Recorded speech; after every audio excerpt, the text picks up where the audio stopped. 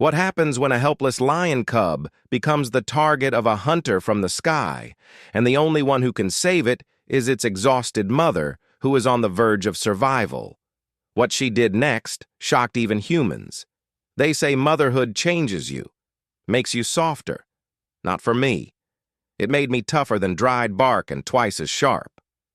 You think raising cubs in the African bush is all warm sunsets and playful purring? Try keeping 3 half-starved, flea-bitten lion cubs alive when the grass is dead, the air is dry as bone, and every step you take could be your last. That morning started like any other, hot, hungry, and unforgiving. My name's Saha. I don't wear a crown or sit on rocks like in those fancy nature documentaries. I survive. Barely. And that day, I got lucky. Took down a young impala that wasn't paying attention. Maybe it was tired. Maybe it just gave up. I didn't care. I had mouths to feed, and failure wasn't on the menu. Dragging that carcass back to my den, I could already feel the sting in my muscles and the heat pressing against my ribs like a furnace. But the moment I heard Nami squeak, my smallest cub, always the first to greet me, something in my chest let go. He ran to me with that clumsy, wide-eyed bounce like the world was still full of good things. I dropped the impala and gave him a nudge. He purred, and I let out a sound that almost passed for a laugh. The other 2 came stumbling out of the nest, and for the first time in what felt like weeks, my family had something real in front of them. Food, safety, a heartbeat of peace. Then came the shadow. At first, it was just a flicker in the grass. A moment of cooler air sweeping across the ground. My ears twitched. I looked up, and there it was. A black eagle, wings stretched wide like some nightmare carved from sky and bone. I'd seen one once years ago snatch a monkey right off a tree. But this one was lower, too low. I turned, just in time to see it dive. Everything slowed down, and not in the poetic way. More like my body locked up because it knew. I lunged. I shouted. I tried to shield Nami. But the bird was faster than thought. Its talons closed around my cub like a steel trap, and in seconds he was screaming into the wind. And I froze. Not because I was afraid. Because I couldn't believe what had just happened. My cub, my baby, was airborne. Clutched like prey. Then it hit me like a stampede. That thing was taking him, and no one was stopping it. I roared so loud birds scattered from trees half a mile away. The rest of the pride, those lazy brutes, looked up like they'd just woken from a nap. One of the older lionesses stepped forward, ears back, like she couldn't believe it either. But I didn't wait for backup. I didn't care if they followed or not. My legs moved before I could think. I sprinted after that eagle as if I could run straight into the sky. For the record, I couldn't, but I ran anyway. Through thorn bush, across cracked riverbeds, over broken rocks. I didn't stop, didn't look back. My pads bled, my lungs burned, none of it mattered. That bird had my son. And something inside me, something deeper than instinct, hotter than rage, told me this wasn't just about survival anymore. This was personal. What happened next changed everything. You don't want to miss how this turns out. It's only getting more intense from here. Ever tried chasing a bird across a savanna? Yeah, me neither. Until now. Turns out it's like chasing smoke with broken legs, pointless and painful. But try telling that to a mother who just watched her cub get snatched like a sack of meat off a shelf. I don't even know how far I ran. I stopped counting heartbeats after 50. All I knew was I could still see that eagle's wings, wide, slow, gliding just ahead, and my Nami dangling from those talons like a forgotten toy. His cries were fading into the wind. And mine? Mine were loud enough to wake the bones under this land. I hit a riverbed, dried out, full of cracked earth and thorns. Didn't care. Cut up my paws so bad I left a trail behind me, red and messy. If anything followed me, they could write my obituary in blood. But I didn't slow down. Couldn't. Not with that damn bird still in the air. Then came the cliffs. Big ones.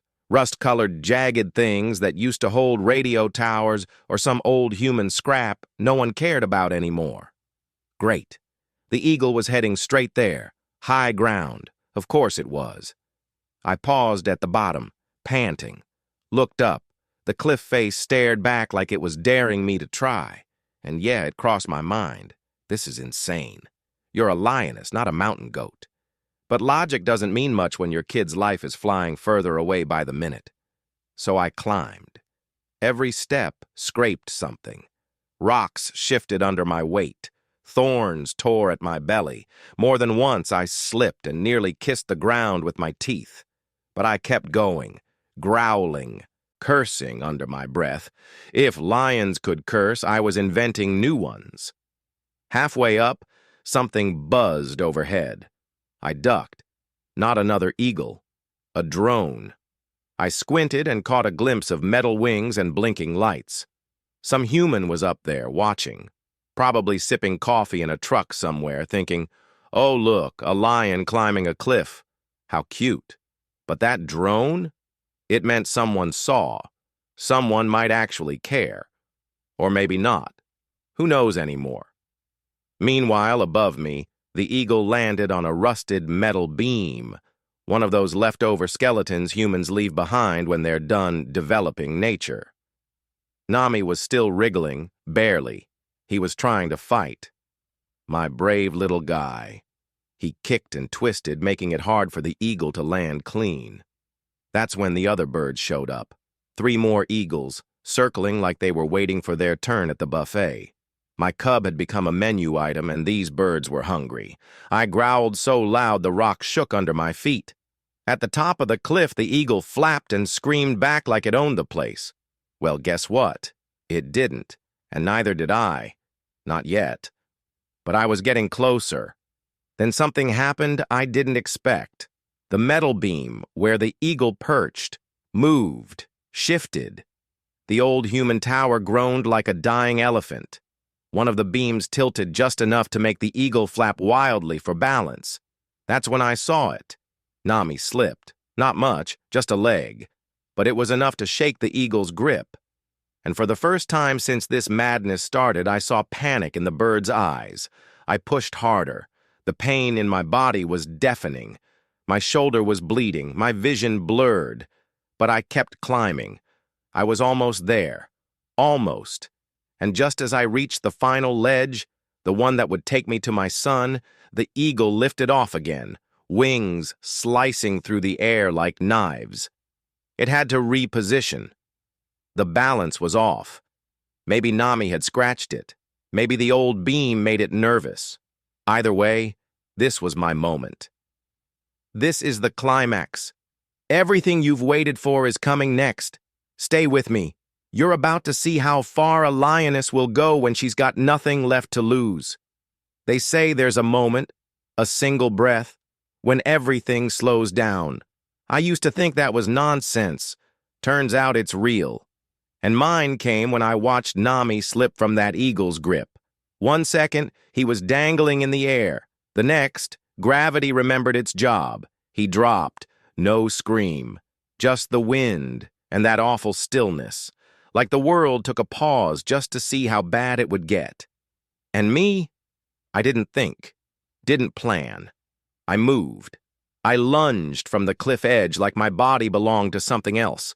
My back legs screamed in protest. My claws barely caught the rock beneath, but my front paws, they caught him. I landed with a bone-rattling thud. All the air whooshed out of my lungs like I'd been kicked by a buffalo. We rolled, down the gravel, over thorns, skidding along cracked rock. But I had him. My paws never let go.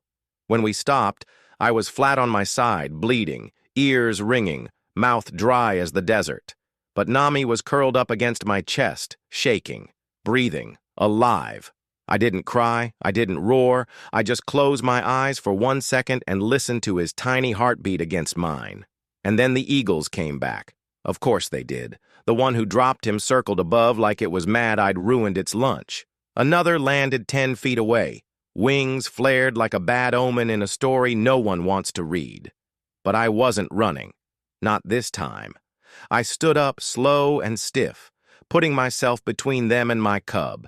I squared my shoulders, or what was left of them, and stared straight into those black, glassy bird eyes like I was ready for round two, and apparently that was enough, because from the ridge came a sound I didn't expect, a human voice, calm, determined. "Back off!" I turned, just enough to see a figure with a strange metal stick raised at the birds, one of those humans from the protected zones, a ranger, young, focused. His shirt was covered in dust and sweat. He looked like he hadn't slept in days. But his eyes were locked on those eagles like this wasn't his first standoff. The birds flapped, hissed, and finally, one by one, lifted back into the sky. And just like that, it was over. I didn't thank him. Lions don't do that. But we understood each other. He lowered the stick. I nudged Nami gently toward the brush. He followed, limping, tail dragging. We disappeared into the thicket like smoke in the wind. But here's the part they didn't expect. A week later, the footage from that ranger's drone hit the internet. It wasn't just some wildlife clip. It was me, a lioness, climbing a cliff, bleeding, fighting off the impossible to get her cub back. No roar, no attack, just raw, stubborn survival. The video exploded. People didn't just watch. They felt it. They talked about strength, about instinct, about what happens when a mother is pushed too far. And then came the questions. Why were those towers still standing in eagle territory? Why had they been left to rust where raptors nested dangerously close to ground-level dens? Why had no one thought about us, the animals who lived here long before the cameras showed up? Suddenly, the story wasn't just about me and Nami anymore. It became about something bigger. The park removed the towers, rebuilt eagle habitats farther out where they belonged. They set up safe zones around lion den sites. And just like that, for once, the system actually changed something. Look, I'm not out here trying to be a symbol. I didn't climb that cliff to make a point. I did it because my cub needed me, because no one else was going to save him. But if it woke some people up, if it made even a few of them stop treating nature like a documentary they can turn off when it gets uncomfortable, then maybe all the blood in the dirt was worth it. And Nami? He's still got that crooked ear. Still gets into trouble. But now, when he looks up at the sky, I know he sees more than just a bird. He sees what it took to bring him back.